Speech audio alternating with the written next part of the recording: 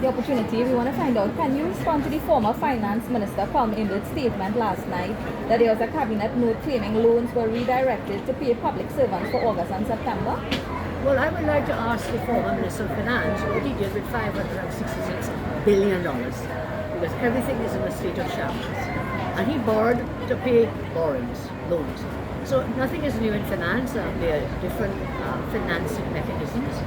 And they left us with an empty treasury. And my government will do all that we can to keep the country working and moving along again. So if we use the financing mechanisms, nothing is new about that. And nothing will be old about that. He did the same and more. He borrowed to pay borrowings, to pay bills. So is the government taking loans or using loans to pay public servants for August and September? I cannot answer that. You have to ask my Minister of Finance. Is there any possibility the government will be willing to cut back on jobs in the public service? We have no intention of cutting back jobs in the public service. In fact, we intend to open back to fill vacancies, thousands of vacancies in the public service on a phased basis. My plan will be to advertise and let people come and apply for the jobs in the public service. On the other hand, what we may have to cut is contracted labor, because the salaries are much, much higher. You have no security of tenure in your job.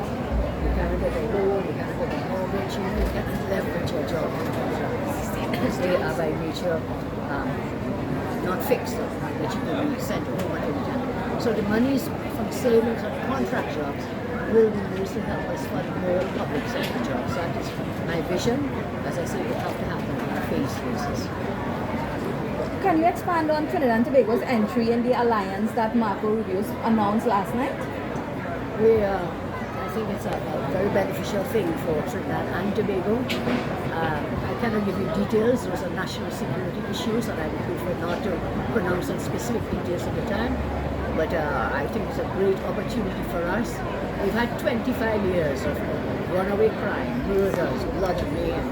We have not been able to stem it on our own, and therefore any international coalition against drugs, narco trafficking, human trafficking, crime is welcome for all the citizens of Trinidad and Tobago. The only persons who have to fear are non-law-abiding criminals. They are the ones who have to fear, not law-abiding citizens. They have nothing to fear.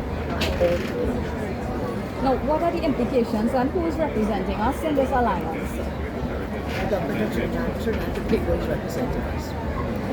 Now, how concerned are you about the breaches at Tetron and Stobels Bay, and any more ministers being threatened? At this time, we are treating with all the threats, the new ones, old ones. All threats will be dealt with in the absence of the law. So that's as far as we go with that today. So there's been some new threats? As I said, that's how far we go with that today. Radical sharp. Oh, you saw I stumbled a little earlier, so let's clear that up, because there's an elephant in the room. And the floorboards, if you see, were very uneven. And I stepped, it lifted, and I stumbled. But God is great.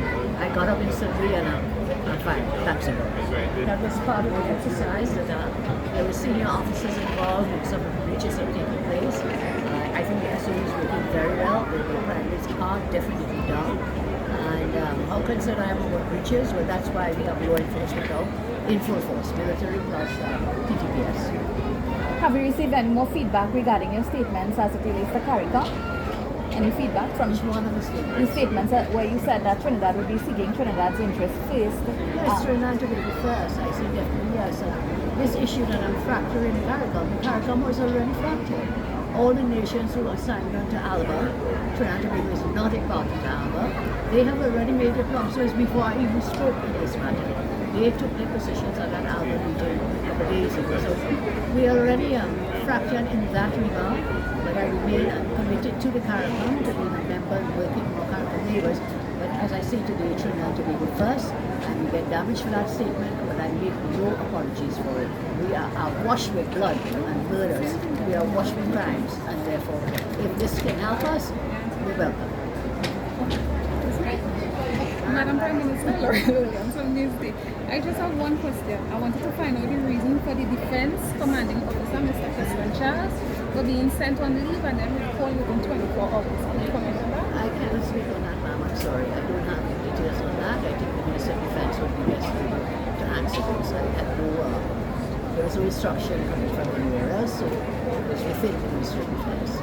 And could you give us please an update on the threat of the Defense Minister? An update on the threat to the Defense Minister? I think we want to speak with him as well.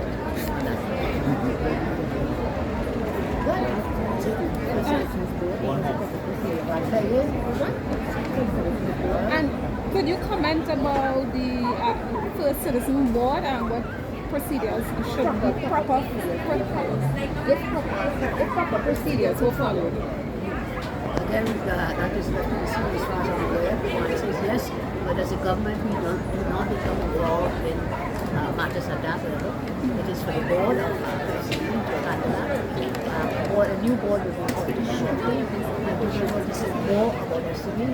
I do not want to prejudice any investigations that are ongoing with respect to matters that took place at FCB in the past time. So I do not want to prejudice investigations into matters happening at FCB. The board will be the one operationally to deal with those matters. Okay, and there are also reports over the years of instances of guns and ammunition originating from the US region to TNT, passing through the southern region to TNT. So we want to know what efforts are there to curb the trafficking, from the source. Well, again, there's a national security matter law, and I think it would be proper for us to go into details about national security matters. We can only give the commitment that we do the best that we can, and continue to forgive the drug runners, the gun runners, the traffickers, the narco traffickers, and the people traffickers. We continue to do the best that we can. And again, I think the US presence in the region, in the waters of our coasts, would be a deterrent in its own right for any gun running that is coming across the waters.